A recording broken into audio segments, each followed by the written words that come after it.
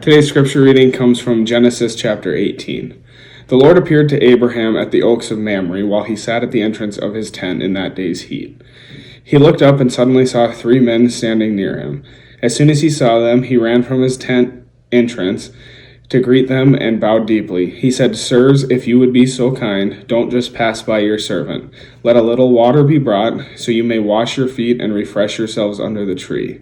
Let me offer you a little bread, so you will feel stronger. And after that you may leave your servant and go on your way, since you have visited your servant." They responded, "Fine, do just as you have said." So Abraham hurried to Sarah at his tent and said, "Hurry, knead 3 seahs of the finest flour and make some baked goods."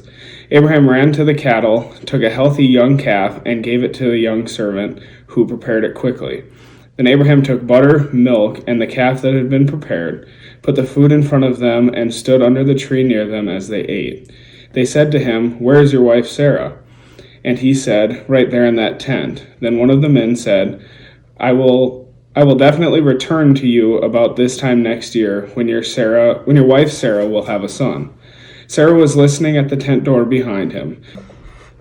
Now Abraham and Sarah were both very old. Sarah was no longer menstruating, so Sarah laughed to herself, thinking, "I'm no longer able to have children, and my husband is old."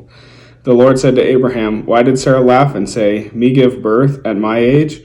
Is anything too difficult for the Lord? When I return to you about this time next year, Sarah will have a son." Sarah lied and said, "I didn't laugh," because she was frightened. But he said, "No, you laughed."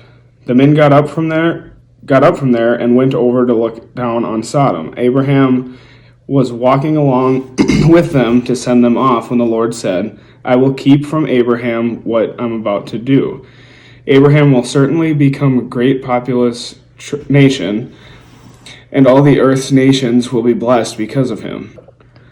I have formed a relationship with him so that he will instruct his children and his household after him, and they will keep to the Lord's path, being moral and just, so that the Lord can do for Abraham anything he said he would do."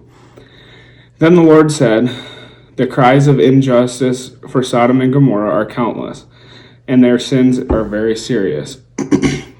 I will go down now to examine the cries of an injustice that have reached me. Have they really done all this? If not, I want to know."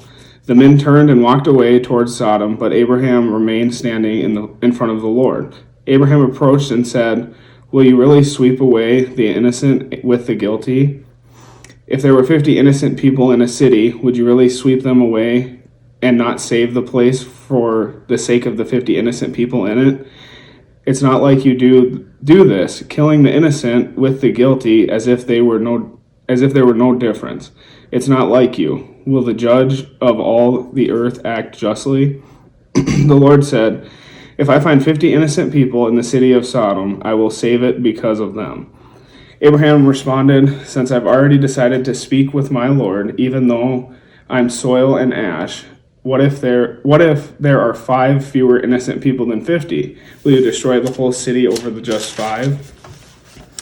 The Lord said, If I find 45 there, I won't destroy it." Once again Abraham spoke, "What if 40 are there?" The Lord said, "For the sake of the 40, I will do nothing." He said, "Don't be angry with me, my Lord, but let me speak. What if 30 were there?" The Lord said, I won't do it if I find 30 there." Abraham said, "Since I've already decided to speak with my Lord, what if 20 were there?" The Lord said, "I won't do it for the sake of the 20. Abraham said, "Don't be angry with me, my Lord, but let me speak once more. What if there are 10? And the Lord said, "I will not destroy it because of those 10. When the Lord finished speaking with Abraham, he left, but Abraham stayed in that place.